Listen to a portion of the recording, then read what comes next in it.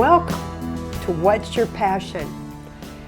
This is going to be a little different. This is going to be more about reminiscing because it has been 25 years since the Aging and Disability Resource Center received a grant from the government to pilot the Aging and Disability Resource Centers. And Pat Malone is still working at the county. You have been here for how long? And why don't you introduce yourself and then we'll get rolling. You bet. I've been here in the county for 35 years. Oh, jeez. Yeah. That's a long time. I started when I was 2, right? And in the past, when we worked together on this particular project, I was the community development educator for UW Extension. And I am still with the Extension Service, and with our reorganization and everything, I'm actually what's called an Area Extension Director. So I oversee the work of the educators in Pepin, Buffalo, Trempealeau, and Jackson counties. And I am so glad to be here and talk about one of my favorite projects of all time. And I would say you were probably just as passionate about the aging and the beginning and this development, because that's right in the university extension. I mean, the university system and your background, because what is your background in your education? If you could share that, please. Yes. Well, Extension, we do education in a lot of different areas. What's ironic is my actual degrees are in agricultural economics, specifically natural resource economics. So people are going to go, how does that relate? And what it is that a large part of what I have done over my years as an educator is actually work with organizations, help them form and norm and become effective. So really, I almost feel like a doula for organizations. A doula. That's cute. I've never heard you use that term before. I'm sure you've heard me use the word midwife, but I like doula. So it was very exciting. Do you remember how the whole association between us started? I'm not sure. You tell me. I don't remember. Refresh my memory. All right. Well, the state government was talking about doing these pilot projects because they knew they needed to really rethink how long-term care was provided. And can you do some clarification about long-term care for people that don't know what you're talking about? It really is the supports that are available for the frail elderly, for people with physical and developmental disabilities, those kinds of things. And they cover a wide range of services that are available through the delivery mechanism of the county. They're actually funded for the most part by the state, which is funded then by the relevant programs at the federal level. But the state of Wisconsin uses its counties to deliver these important services. And it was complicated and it was expensive. And, Wisconsin is one of the many states in this part of the country where we're growing older. And they knew that if they were in tough shape now, it was only going to get tougher. Worse, because we were all getting older. And if they dared to put up pictures of us from long ago, you would see that we have both gotten older. We have? No. No, we haven't. We look the same, I'm sure of that. Sure, absolutely.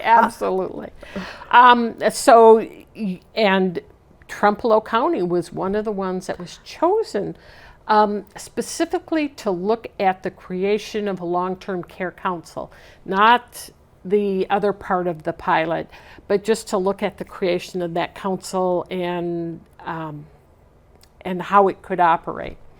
And I remember Stacy Garlick, who was the department head, your manager at the time, came to me because she knew that my daughter had just been diagnosed and placed in the autistic spectrum.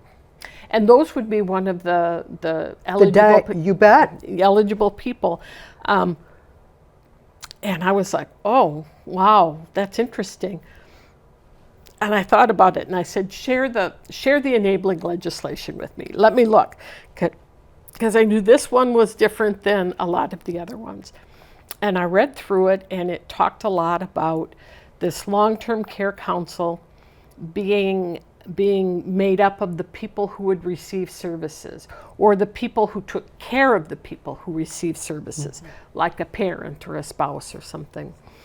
And I read through it, and it talked a lot about, making the council members who actually received the services play the critical role in analyzing what was going on and doing strategic planning so they could put together a system that really worked for them. And I read that and I thought about it and I said, Stacy, I would be of much more value if I became the group facilitator, not a member, but sort of a coach, somebody to help the group and your staff move forward with this project. And that's what we agreed on. And that's good. Yes, it's good. It's good. And I know that when we were applying for this grant, Stacy, I wish she was here but she was unable to be here. But anyway, Stacy got all the staff members on, because it was social services at that time for long-term care. But the focus then, at that time, because we weren't human services, which that is now, that we were providing this. And so Stacy goes, well, I think all of you should participate. And it's like, that was brilliant. So she had each of us take sections of this grant to write it up. And it's like, wow, cool, man. Cool. So we all did this writing. And mind you, there's 72 counties in Trempealeau County. Trempealeau County, the state of Wisconsin. And we're just some ho-dunk little county, And it's like, I got writing with Shelley Rui, and I do believe Shelley Rui is still here. She provides. I think she is. I don't know exactly what she's doing now, and she's another dear friend. But anyway, we were sitting in the office, and I don't know if I was probably doing the talking, and she was doing the typing, because I know how to talk. But anyway, what happened was, I just got so excited. After we got done, I came in and said, Stacy, here's what we wrote up for the section we needed to write about. We're going to get this. And Stacy looked at me and she goes, you're nuts. No. Okay, Becky, I don't want you to get your hopes up too high. There's 72 counties. Most of them are applying. And we have that kind of competition, and we would get it? Probably not. So I'm just, and that's the beauty of Stacy. She is so creative, and yet she's very analytical, critical. And that is a very unusual balance, because it's more the creative spectrum, than it is analytical, critical. But anyway, so what happened? We got it. We got it. We got it. And we're in Stacy's office. I said, I told you. And she goes, now what are we going to do? Gee, is that you? When you don't know what to do, you go to the extension office? What is this bug? What is this new organization? That's exactly what happened, because she's like, because she's managing other things, and she has to do her own job. Like you had 12 million other things you were doing at University Extension, but she's like, I don't have time to do all this strategic planning. It's just not going to work. Let me start putting my head to it. So that was when she came in your office. Yes, yes. And so it became a major program of mine. And one of the things that we talked about is that a lot of those previous sort of citizen input committees, I think across the state, really relied heavily on the existing staff to be on the committee or make the decisions. And one of the things I asked of Stacy that she granted me is that we make it focused on the people who were receiving the services. It had to be focused on them. It says so in the law. That's the guidelines that the government said we're supposed to be doing, right? Oh, yes. And and she agreed to it, and we selected an interesting group of people. We had frail elderly, we had people with physical disabilities, we had people with developmental disabilities. I mean, we had a really good cross-section of folks. We had a couple of the county board supervisors who were involved in the social services. And the other part of the law was like, if they don't have skills, you have to provide them the skills. So remember, we spent all that time teaching them about strategic planning, teaching them about how do you run a meeting, how do you make it effective. And we adopted an approach of we were going to make these meetings both learning meetings and doing meetings. And I know we put together, I mean, we tried a bunch of different things. We tried, it was one of my biggest experiences with accessibility. It's like, okay, I have a lot of people who are older. We better not put any written materials in size 11 font. So everything was written big. Important. Good that you thought of that. And we had one member who was not able to drive.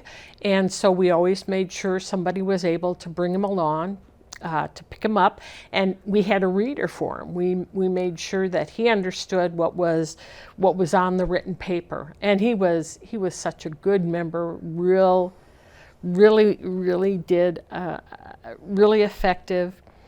And Marilyn Berger was our first chair. Yes. And she had been on the Village of Trempealeau Village Board.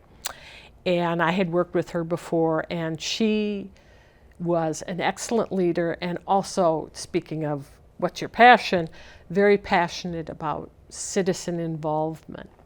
So we really lucked out on that one. And it was good you knew her, too. Yeah, it was very helpful. And I know that one of the struggles is we expected the staff to be at these meetings. And the reason was they're the experts. They know the details about this program or that program. So they had information this group of people needed. But what was different than had happened often was they didn't make the decisions. They were providing information, but they didn't make decisions. Darn, yeah. And I know some people, they were uncomfortable with that. Because sometimes this group of citizens would decide things that they were like, panic. And it was like, this is what they want to do, and it's not illegal or immoral, so we're going to do it. Do you have any more questions? I could keep going forever. I know. Well, I can't.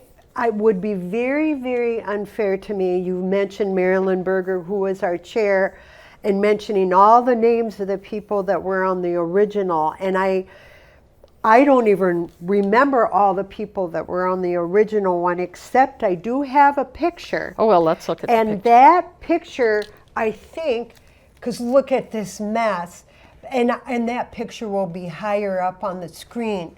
let's see, Pat. It's really an organized mess. It really is, because that's what I do. Here it is. There it Here is. I'm thinking that it would be so good if we wanted to look at this and remember, but I think that this group of people maybe wasn't the original group of people, because one of the people that I thought we had on our committee was Robert Corrich. I don't remember. I thought he was, but he was very instrumental in input that inspired me, because he had a physical disability, and he said, I want to start a support group for people. Wheels. And that will go up on the screen. We help eliminate exiled living situations. Yes. And he just inspired me so much. And every time when I was working on different things, he would go, really? That really? Because it kept me accountable. Because when you're working with people who have disabilities, and you're the social worker, which I was at the time, you're the one that's supposed to know these things. And you're making decisions, thinking you know this stuff. Well, he would say to me, you don't know what you're talking about. And I go, okay, tell me, I'm listening. So I learned a lot from him. Well, a lot. I think we learned a lot from this whole experience. I do too. And all the people that were involved. I think the most important one that we learned is that people are not limited by the label that they're put on. I mean, they may feel that way, and other people may be intending it, or that's the impact, but it's like, I don't care if you're in the autistic spectrum. I don't care if, you're in a wheelchair. Gender, or different things. And it was like, if you provide the right supports, people can do anything. And they can be successful. It doesn't, and people get those darn labeling. Well, because I don't know if it was around that time too, in our own family, my son was diagnosed with, I'm trying to think about that. ADHD? No. Oh, dyslexia. Yes, okay. And it's like, well, we got to think around this. We're going to figure this out. And so I think I had a form of that too, and I know my mom did. So it was like the poor guy, he inherited the darn thing. But really, people who are dyslexic oftentimes are very creative. And it's just how your mind works differently, just like your daughter. Well, with autism, her mind works differently. The word they use now is neurodivergent. Isn't that a wonderful world? I love that. That's a great it's word. Really good. I didn't know that most recent one. Yeah, and it really is about being more creative, really thinking through what's going to work for the individual person. And that just really, really impacted the programming I did with this group of people. And it's impacted the programming I've done since there. One of the things I would always say is that, we have the ADA, the Americans with Disabilities Act. And it's like you can follow the letter of the law, and that doesn't mean you're following the spirit of the law, especially if you very different. Especially if you knew how that rule evolved. I mean, and it must have been Robert Korsh who might have told us stories about, they put the parking for disabled people on the far side of the parking lot, so they have to get out and traverse the entire parking lot, which is challenging enough in regular weather, but imagine snow. I mean, it's like, oh my gosh. And have you ever noticed, and this hasn't changed, it drives me nuts, all the doors that are designed for those with disabilities are all in the back. I mean, I worked with a statewide group of folks, and if you asked them what one of their wishes were, it was like, we know things will really have changed when we can all come in the front door. Oh, is it? I mean, it's almost like, okay, you're disabled, so Back door. Now, has that changed? I mean, how much progress have we made with that now? What about the Aging and Disability Resource Center? Oh my now? God, no, you got to go in the back door. Darn it. We got, do we have to go make a visit after we're done Well, with our interview? they were stuck with the building. You have to deal with what you have to deal with. Right. But when they move to their new facilities, everybody's coming in the same door. So, Oh, good. and that will be, in less than a year if things go according to plan. They'll be on, if I remember the plan, they'll be on the first floor, and everybody So, comes in the Front same door. Well, the same door. I'm not sure I'd call it a front door. It's kind of like a side door thing, but everybody comes in the same door. Oh, good. Yeah. That'll be good. Well, then it is going to happen. Yes. After all these years. Yes. And did we say 25 years ago? I don't even know if we said this happened 25 years ago. No, 25 years ago it was all back door. And so it's just, let's be more thoughtful. And what I tell my educators is, when you're reaching out to people, and if somebody says they have a special need, it's like, don't assume what it is that they need. Ask them how we can best accomplish the goal. Imagine that. I heard something on the radio, not the radio, the TV, when I was doing my exercises at the Wannick Center, which is incredible. It's in Arcadia. So I've been told. Oh, it's beautiful.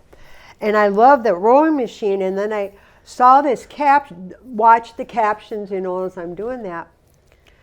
And there was this woman who's now on TV, and she's like the Judge Judy, but now I think it's Judge whatever, I don't know. And she goes, oh, I am so much more of a talker than I am a listener. That's a problem. And it's like, if I was a judge and I was a better talker than I was a listener, I wouldn't be broadcasting that. I wouldn't. I wouldn't either. But we had so many adventures with this project. And we got such a reputation around the state. People would call Marilyn, they would call you, they'd call me. And it was like, what's your secret sauce? Yes. Wasn't that awesome? It was super wonderful.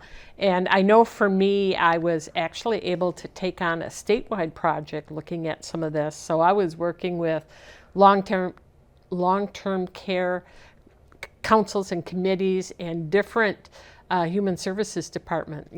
I'd travel around, and before you know it, some human services director comes up and says, well, I remember when you, and you're sitting there going, that was a long time ago. It's been a while. Well, yeah, that's a long time. It really is a long time ago. But the one thing that was so cool was when you came in my office and you go, Becky, there is an opportunity to do an international presentation in Ithaca, New York at the university. And there's people from all over the world that are going to be there. And we can talk about the Aging and Disability Resource Center. And I go, yeah. Oh, wait, I got to talk to Stacy first. And I'll let you know. And so I walked in there and go, Stacy, Pat brought this up, and then I told her about this presentation we could do, and I go, if I would love to do that, and if I have to take my own vacation time, I'm willing to do that. And if I have to pay for anything, I'll do it. And she let me go. And I don't know that I took an in vacation time. I don't even remember. It doesn't matter. That's immaterial. But she goes, sure, you just go ahead and do that. So we drove all the way out there. Yes, we did. You needed new glasses. You needed new glasses. Because I probably couldn't see very well. No, you couldn't see very well. It'd be like, no, we need to go right. Maybe it was just me not being directional illiterate, and which I am, which you probably would, but you were driving. I don't think I did. You drove. I did. We both drive. did. We did. Took turns. Yeah. So and that was a blast. It was such a pleasure to share the work and the progress that this group of folks had made. And it was really wonderful to have people ask us about what worked and what didn't work, because that's all part of the learning curve. Yeah. And I would say that Ithaca is a beautiful campus, and upstate New York, well, do you remember what we said about it when we entered upstate New York? No. Are we back in western Wisconsin? It was very much like that, wasn't it? I forgot. Yes, it was. There were actual mountains, but it was very reminiscent of this. Being back in Wisconsin. Yes. That was cool. I don't know if I shared this story with you. I might have. I mean, we've talked about so many different things. Oh, my goodness. I mean, I would, running into your office, and I mean, sometimes it would be in tears because it was so hard. I mean, there was a lot of hard work. Oh, my gosh, yes. And it was like, you would be like trying to do something and people will go, I don't know what you're trying, and you get people hollering at you, and it was really a challenge. But I will say, I'm kind of going backwards a bit because I don't know if I shared this story. And that's what we do, is we have conversations with friends, which you're my friend, and we've done this for years, is that when we first got the grant, awarded the grant, I was so excited. I couldn't stand it. I just couldn't stand how excited I was. Well, it just so happens, we're very blessed to have Ashley Furniture in Trempealeau County. The founding father, Ron Wanek, lives in Arcadia, and they have furniture all over the world. They're the largest furniture company in the world. And he was very good friends, and still is good friends. I think they still have conversations with Tommy Thompson, who was the governor at the time. And I found out that Tommy and Ron were going to be in the parade, the Arcadia Parade in Arcadia for Boiler Days. And I got so excited. Did I tell you this story? No, you never told me this story. Oh, it's pretty funny.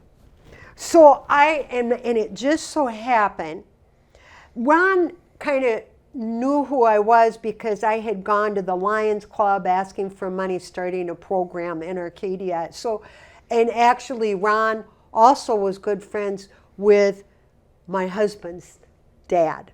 So anyway, so he knew, So it wasn't like I was a stranger. So what happened was, it was raining cats and dogs, and I said to my mother-in-law, I go, give me a piece of paper and a pencil, because Ron Wanek and Tommy are going to be in the parade, and I want to run out there and give them a note and say how excited I am about the Aging and Disability Resource Center. And Steve walked through, my husband, and he's very proper, and goes, what are you doing? And I go, well, I am going to write a note and try to get it in the hands of Tommy Thompson. He goes, you know how inappropriate that would be? Well, I do listen to my husband. I've been married a long, long, long time. And he's my only husband. And I thought, what am I should listen to him, but no, I'm not going to. So it was raining cats and dogs. I ran out in the rain and jumped up and down. I was doing this kind of thing. Well, thank goodness Ron recognized my face, so he didn't think this was just some crazy woman jumping up and down, losing her mind. And Tommy was on this side, so he rolled down the window and go, Tommy, I just want to tell you how excited we are in Trempealeau County to be part of the Aging and Disability Resource Center pilot projects, and we're going to do good things here. And he put his thumb up, and then they drove on their way. Oh, yes. Oh, yeah. And then, fast forward, many years later, when the first original 8 pilot projects got their rewards, and it was the Aging and Disability went to all the 72 counties in Wisconsin, the executive director of the Aging and Disability Resource Center got up there and she goes, to, of course, a crowd of hundreds of people. That's fine. It was at this conference. It's good. It's good. She goes, you know what? I think we have Becky to thank for making a fool out of herself, jumping up and down in the rain, stopping Tommy Thompson and Ron in the car there, and saying how excited she was. And when you're passionate about something, you need to share it. If it's, and the beauty of it, it's so wonderful for so many people. It really is. And not only did it go statewide, the Administration on Aging endorsed the concept in 2003, and you can find some type of Aging and Disability Resource Center throughout the country. And I will tell you that when I have many siblings, and we're all getting more chronologically gifted, and friends and things, it's like one of the first things I tell them to do is go to your ADRC. If you have a question, and then I talk about, it's a great place to start doing some planning. Remember some of those first things that would happen, and we talked a lot about this at our meetings. It's like, your family member, and you either go to mom and dad's for, Thanksgiving, and you live away, but you don't see them very often, and you come in and you're like, oh no, mom and dad are not doing well. What can I do? What do I need to do? And it really, I think it made a big difference that there was material and information and a place to go to ask questions. Right. Huge. And that open door, come on in, sit down. It's really, really hard when you're going through this because, we're still not very good at either end of the spectrum. When you think about daycare for children, and we still are just in the dark ages on that, and everybody gets on this panic mode when their mom and dad are older. And now we're so mobile, nobody's around. That's a problem. It's a big problem. And it's like, I keep yammering at my husband and then at siblings and brothers and sisters-in-law that, the best gift you can give your children is to plan for those transitions. I'm not like saying everybody has to go and do Swedish death cleaning, but and yes, you need more than one saucepan. I don't care how much stuff you get rid of, you need more than one saucepan. But really, it's very important.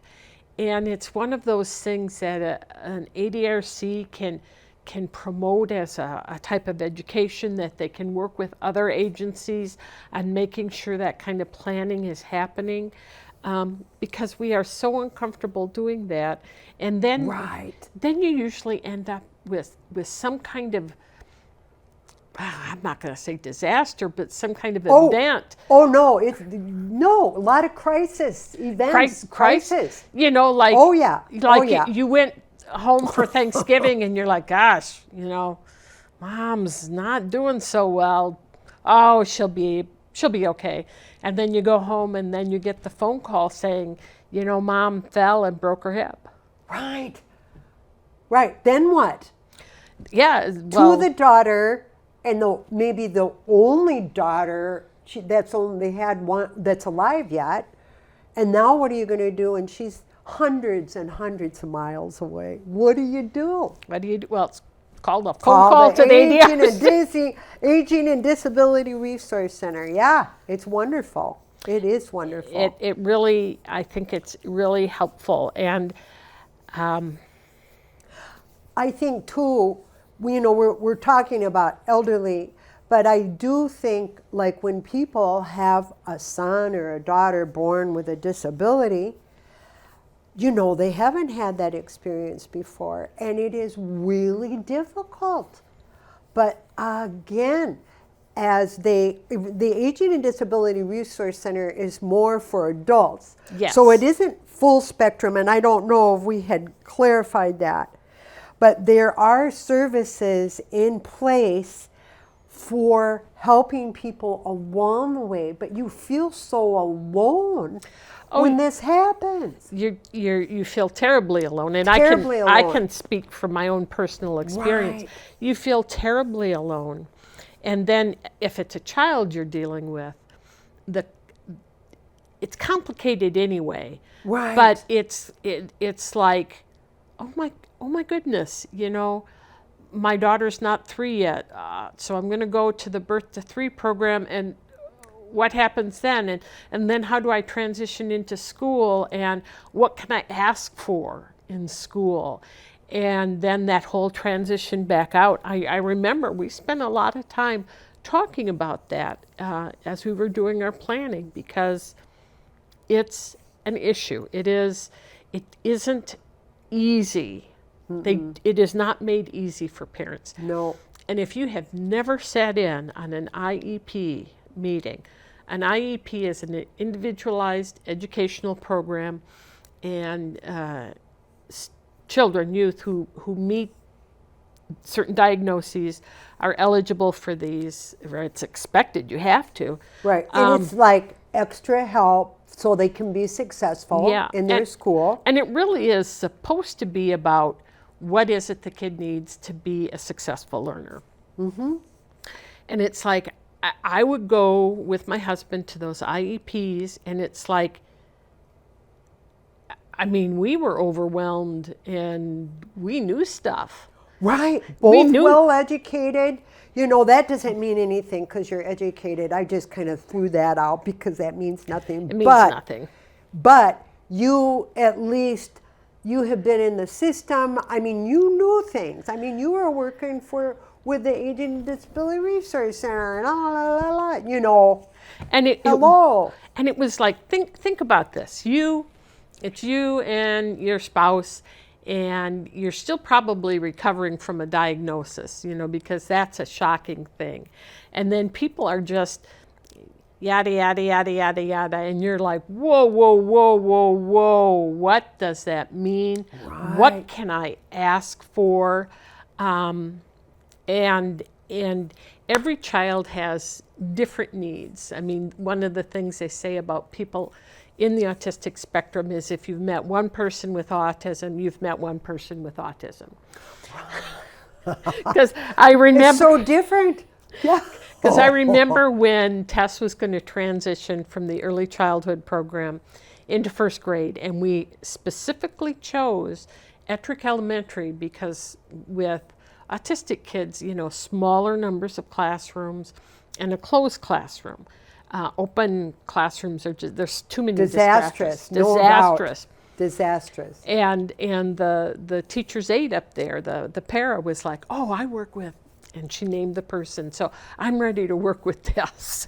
I bet you Well, were and so encouraged by that. Well, actually, I was sort of like, well, if you know one person with autism, you know one person with. Good but point. She did. She was did knowledgeable. The aides up there were fabulous, and the early childhood program educator was fabulous. And I remember getting sort of asked by your team if people had questions, if they could talk to me, and it's like, oh yeah. And it's like I was a big advocate for the earliest interventions you could possibly get. And if people ask me why, it's like... And you can tell them. I can tell. Well, yes. let me see. So my child was diagnosed in the autistic spectrum, and I believe she graduated in the top 10% of her class. And she went to UW-Madison and got a degree in international studies. And she is back at UW-Madison getting her nursing degree. Awesome. She has 1 year left. So it's like... It's a success story right there. You do not pigeonhole. Well, yeah, you don't pigeonhole. You can't. You can't, and it just not everybody is going to get there, but it's like you can't hold them back, and you have to be as inclusive and get them the assistance, and you have to work with the schools, and it's those transition times that are the most difficult.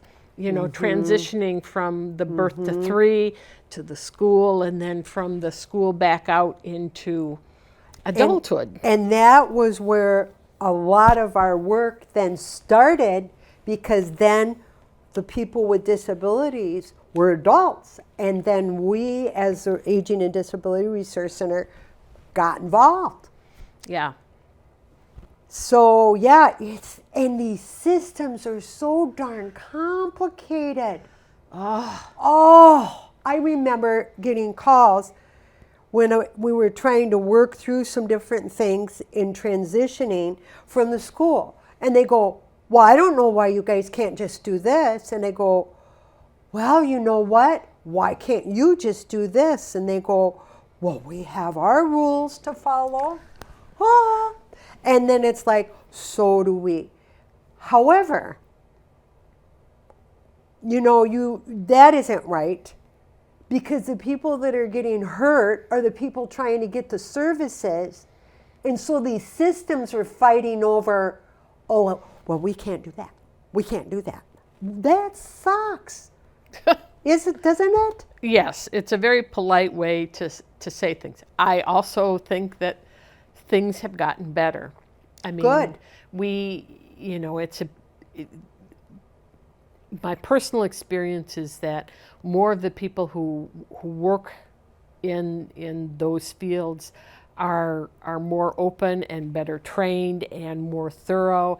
And if they have good leadership, they really develop, a sense of, let's make life as full as possible.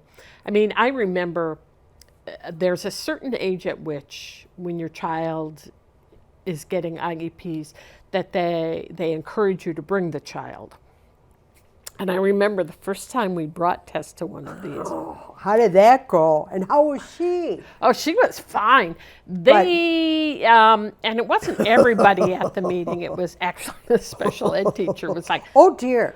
Why is she here? Why is she here? And it's like, well, ma'am, because it's her IEP, and she's going to best be able to tell you what she needs. I mean, because she wasn't like she was 2, she was 13 or 14. I mean, she knew. She could walk, she could talk, she had a brain on her head, goodness I sake. think she has a pretty good brain on her head. Well, she does with the success she has, goodness sakes. Ridiculous. And the other people at the table totally got it. They knew what I was doing. They knew what we were doing. Yeah. And this one was just, and everybody else around the table would just like roll their eyes at her. So I hope she learned something by the reactions of others, or was she oblivious to it? Oblivious. Oh, shoot. I'm sorry to hear that. But anyway. But, you know, Still. I mean, in any organization, you're going to have great employees and not so Right. great. Yeah. And I will tell you that most of the people my daughter and I and my husband encountered in this journey were fabulous and really committed. That's great. And I have in the last several years gone back to some of these people and said how thankful I am. But it's like I had this experience with the ADRC. I wanted everybody to be able to get the answers and the resources. And things change. I mean, the ADRC we left is not the same ADRC as it is now. But it's still this great place, and it's a resource. It's a great idea. I mean, think about how complicated all these situations are. And it's like, you know, everybody deserves answers and assistance, you know. And it's not like you were giving away money. I mean, one of the first things that you would do when you were doing your assessments is, you know, evaluating, figuring out if you had private pay resources or we had to access public resources. So it's not like this freight gaff. Well, and I think the beauty of this is that you don't have to be like down and out and have no money to call the Aging and Disability Resource Center. And then they come to your home and they evaluate you financially and medically. Some programs can pay, but if you have the means to privately pay, they can help you through that process and say, well, you might want to do this because it's tricky. It's tricky. You want to get the most bang for your buck. Yeah. And it's information that powers those decisions. Yes. The other thing too is how many people have long-term care insurance.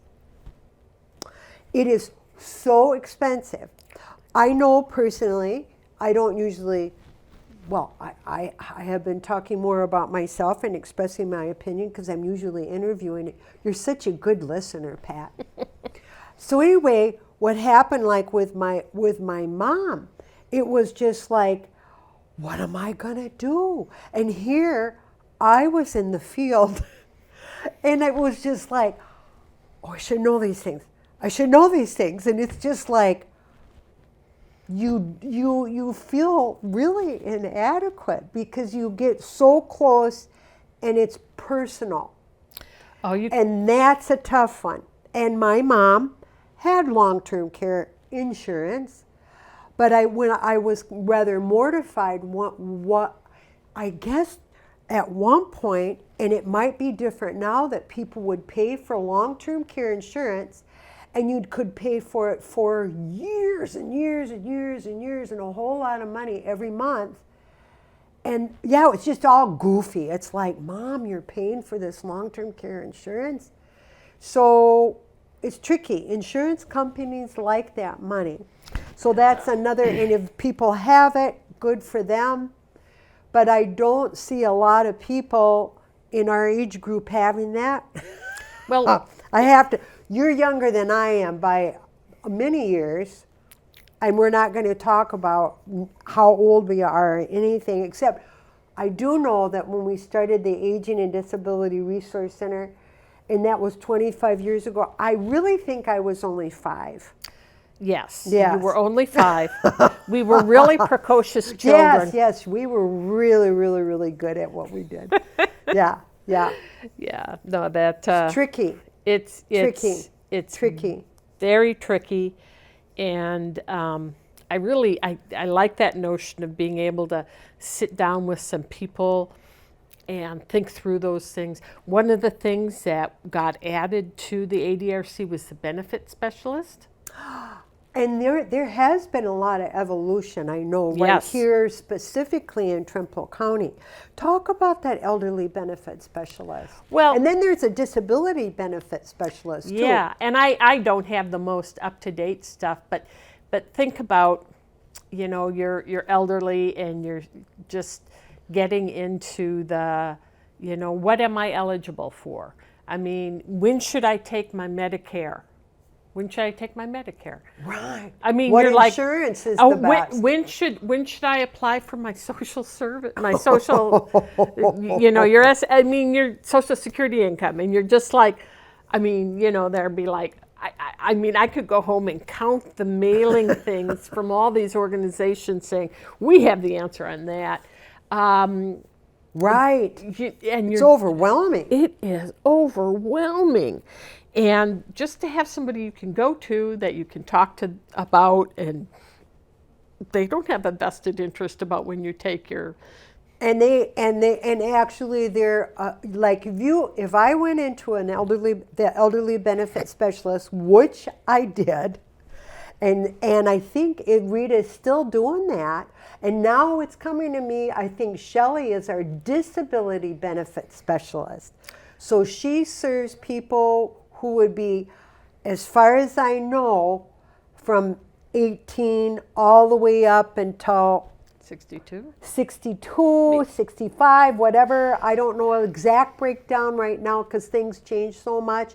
And then Rita, but I went in and I go, okay, Rita, tell me, I want to know, what insurance should I be taking as a supplement to my Medicare? That's a big Medicare question, yes. Oh, that's so huge. And she goes, the donut. That's right. She goes, I can't tell you that. But she said, but what I can do is I can give you a list of all your different options. And now it's going to be up to you to find out the details that will best work for you. Because that isn't her job to tell you what to do. And if she did that, and it didn't work, then that person would come back and it's like, you told me. She can't. No. But she can give you, help you weed through the craziness. Well, this Medicare book you get in the mail every year. You don't know about that yet. Not yet. No, but you will. Probably in another 20 years. Oh, yeah. You will get that book in the mail, right? Okay. Well, I might be giving myself away a little bit then. So you get that thick thing, and it's pages and pages and pages. Really tiny. It's just, and I today before I came, I said, so Steve, this is laying right here. That's my husband. This is laying right here. Are you going to read that? No. I go, neither am I. And I just threw it away. What happens is, you can try to read all that stuff and understand it. And if anybody out there reads that and understands all that, yay! But you know what? If something comes up and you don't get it, then you go knocking on Rita's door and say, I don't get it. And then you go knock on Shelley's door and say, I don't get it. Yeah, because as complicated as the benefits packages are for people moving into that time of their life, the benefits associated with disabilities, I have some friends who are going through some things, and you just watch them, and there are so many choices, and some of them are really good and some of them are really bad. Right. And it's like I don't. Right. My friend doesn't need anybody to tell him what to do. He just needs somebody to say, here are your choices. Here are some potential consequences. Here are some questions to be asking. Right. And it's I'm not looking forward to that. Pat, you have Rita out there. I have Rita. I'm good. I'm good. You got Rita. At least here in Trempealeau County. Yeah. That's it. Yes. That's it. That's a good thing. And Shelley. And Shelley has her background and experience. I mean, Rita, when I was a social worker, what would happen, and we were going out and doing all these evaluations and everything, and the bulk of the people we evaluated, because this is the number pool, was elderly. And we would we'd come back in our office and we had to gather all the financial stuff. Oh, it was a nightmare. And then I go, Rita, when can I talk to you? And she goes, oh, you can't. Maybe Sandy's available. Sandy now is the supervisor. I think she's in other counties now too. And then it's like, Sandy, help me. And then at one time, another dear friend too was Carolyn Prandzinski. And I go, Carolyn. And actually, she worked in the research center for a while. Do you remember that? Yep. Because we needed someone that had this financial expertise because, whoa, social workers are not trained financial. Oh, that was just so hard. That's really hard. That's the hardest because, you go, people have the doctor, we get the report, this is your medical diagnosis. That's what we got, cut and dry. Oh, the financial thing. Sometimes it took us as long as 6 months to gather the financial stuff. It was crazy. And so we have, these people that are still doing this. Oh, and that's actually reassuring. So I'm paying attention to the time. Because I'm obsessive about that. That's good. So where are we at with that? We got about a minute and a half left. Oh, Pat, this was fun. It was fun. If you want to do it again, but you know what? I think I need to find out if the Aging and Disability Resource Center has their own show. Oh, yes. That will happen. So until next time, well, I guess we'll see you again. And I don't know, Pat, maybe we'll have to talk some more and you'll have to come back on again. I'm always open to that. And, I have lots of passion for long-term care, but lots of passion for other things as well. So I know. So I shouldn't really be trying to take up more of your time. I should just be grateful because didn't you just have a financial thing for your department? It's that time of year in the county when we're doing budget hearings. Fiscal. Yeah, it ties in when I said the financial part is really hard. So all I have to say is thank you, dear friend. And thank you for having me. Until next time, what's your passion?